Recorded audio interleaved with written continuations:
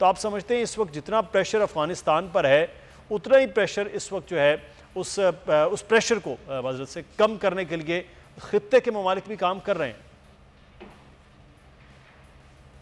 जितना करना चाहिए उससे थोड़ा सा नीचे है मेरी अपनी नज़र में। बात यह है कि चीन, रूस, पाकिस्तान, कुछ सेंट्रल एशियन कंट्रीज, ईरान किसी हद तक, वो तो मेरे ख्याल तकरीबन तैयार हैं अफगान हुकूमत को तस्लीम करने के लिए, नई हुकूमत को, लेकिन वो देख रहे हैं वेस्ट की तरफ, अमेरिका की तरफ। अभी अमेरिका इनसे एक तरीके से यहाँ की जंग हार के गया है। अगर पाकिस्तान ये समझे कि अमेरिका कोई नरम गोशा रखेगा अफगानिस्तान की तरफ, या वहाँ पर अमन चाहेगा, या उनकी कोई मदद करेगा, तो ये तो बहुत खाम ख्याली है। ये तो इसका मतलब ये कि बुनियादी जो मुल्कों के इंटरेस्ट होते हैं उसमें भी नासमझी का मुजाहरा है। देखिए, अमेरिका और उसके हलीफ, जिसमें यूके सबसे आगे आगे होगा, ये कनाडा, ऑस्ट्रेलिया वगैरह जो मुमालिक हैं, ये कभी भी तस्लीम नहीं करेंगे अफगानिस्तान को जब तक कि आधी से ज़्यादा दुनिया तस्लीम न कर ले। और बाकियों को भी वो आंखें दिखा रहे हैं कि बशमूल पाकिस्तान कि खबरदार तुमने तस्लीम किया तो। और अजीब व गरीब उनके देखें, अभी जो हुकूमत बनी है नई, उसमें उज़्बेक भी हैं, उसमें हज़ारत भी हैं, उसमें नूरज़ई भी हैं, उसमें ताजिक्स भी हैं, और वो किस किस्म की इंक्लूसिव हुकूमत का तकाजा कर रहे हैं। बल्कि मैं पाकिस्तान की हुकूमत से भी पूछूंगा कि और आप किस चीज़ का इंतजार कर रहे हैं और क्या करें वो। जहाँ तक ख्वातीन के वजीर बनने का ताल्लुक है, तो वो 100 से ज़्यादा मुल्क है जहाँ कोई खातून वजीर नहीं है, तो उस पर तो कोई किसी को इतराज़ नहीं है।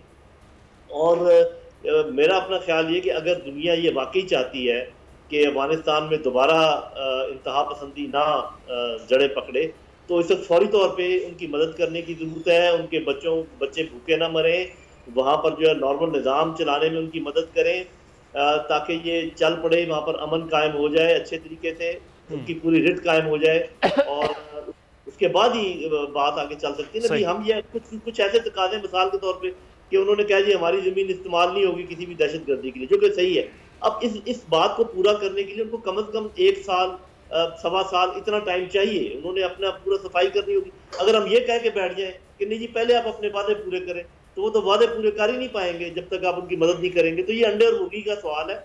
और मेरा ये सजेशन है कि पाकिस्तान को चाहिए कि फौरी तौर पर अफगानिस्तान को तस्लीम करे, क्योंकि हमारा जो रिश्ता है अफगानिस्तान से बिल्कुल मुख्तलिफ है।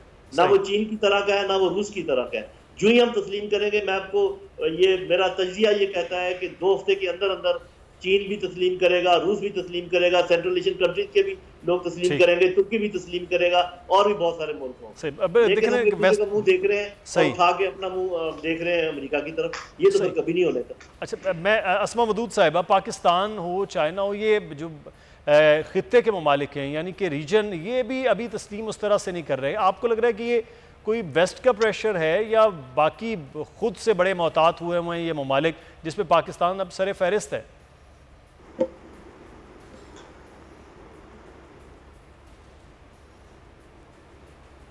जी अस्मा मदूद साहब, आपकी आवाज़ नहीं आ रही, मेरे ख्याल में माइक जो है वो म्यूट है।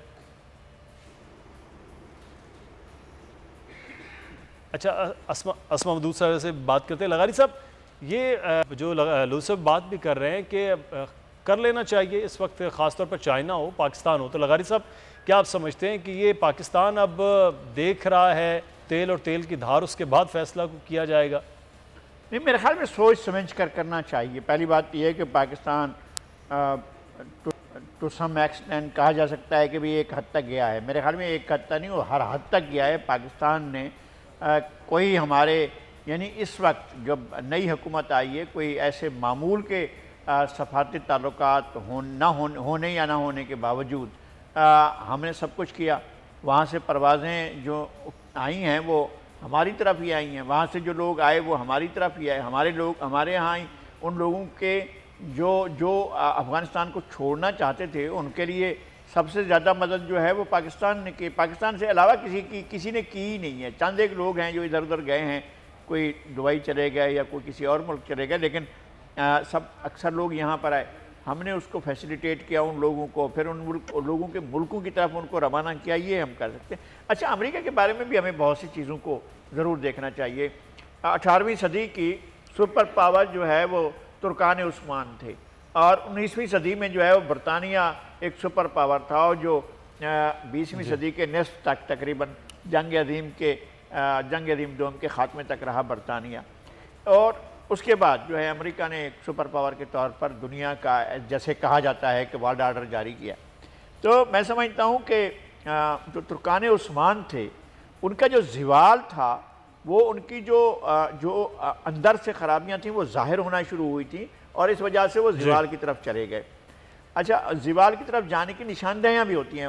वॉल्टियर ने एक ख़त में ये कहा था कि ये तुर्कान उस्मान ने ये फ़ैसला गलत किया है कि वो चाहते हैं कि प्रिंट जो है वो चीज़ें नहीं होनी चाहिए, और वो प्रिंटिंग के ख़िलाफ़ थे, किताबों की या रसायल की या अखबारात की।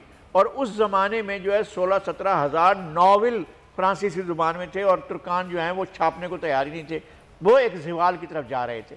अब बरतानिया ने अपने जुल्म के ज़रिए, जबर के ज़रिए, तशद्दुद के ज़रिए और फोर्स के ज़रिए, बड़ी ताकतवर फोर्स के ज़रिए जो है दुनिया को कंट्रोल किया। वो बहुत सी तफसीलात हैं उसके बारे में, हमारे लोग भी थे, हम भी थे जो आला कार के तौर पर इस्तेमाल हुए, अरब दुनिया में भी लोग थे जो आला कार के तौर पर इस्तेमाल हुए, और वो सुपर पावर बन गया।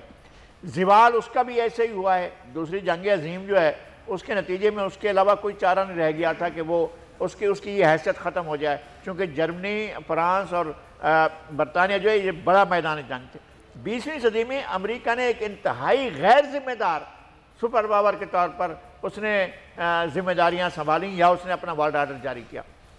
फिर जंगें देखें आप, ख़तरनाक जंगें, कोरिया की जंग, फिलिपाइन की जंग, वियतनाम की जंग, अफगानिस्तान की जंग, और फिर अफगानिस्तान इराक की जंग, फिर पूरे के पूरे जो बहार अरब के नाम से वहाँ इंतहाई मगरब से मराकश के साथ से लेकर यहाँ शाम तक जो है इनने एक और बर्बादी की जो है जंग शुरू कर दी।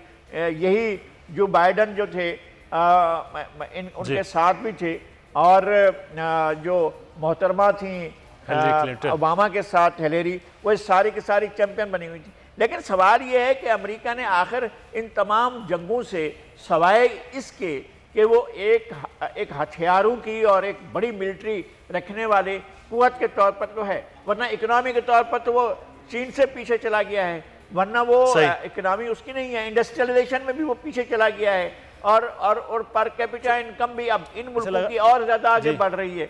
लगारी साहब, ये जो आप जहाँ तक लेके आए, मैं इसी को यहाँ पे कि अगर इस वक्त जो है अस्मा वदूद साहिबा अमेरिका जो है वो, या वेस्ट बाकी अमेरिका के पीछे देख रहे होते हैं, वो भी तालिबान को उस तरह तस्लीम नहीं कर रहे हैं, जब वो तस्लीम इस पे नहीं कर रहे तो फिर यहाँ उनका क्या है कि बस इस खित्ते को इसी तरह से डिस्टेबलाइज ही रखना है, चाहे वो यहाँ से जा चुके हैं तब भी यही तरीकाकार रहा जाए?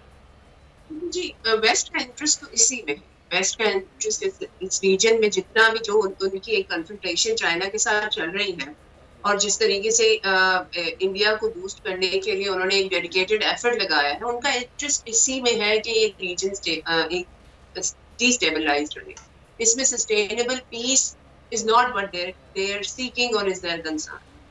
अगर आप देखें ना, तो जिस तरह से हेस्टीनेस पे इन्होंने अफगानिस्तान खाली किया है, ये भी एक सवालिया निशान है कि क्या कॉन्सिक्वेंशियल था या इंटेंशनल।